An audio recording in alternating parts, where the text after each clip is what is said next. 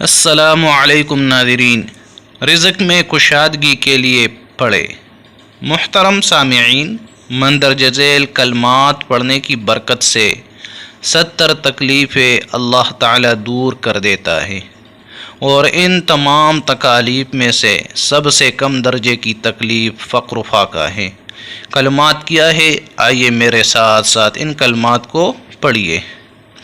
لا حول ولا قوة إلا بالله ولا ملجأ ولا منجأ من الله إلا إليه۔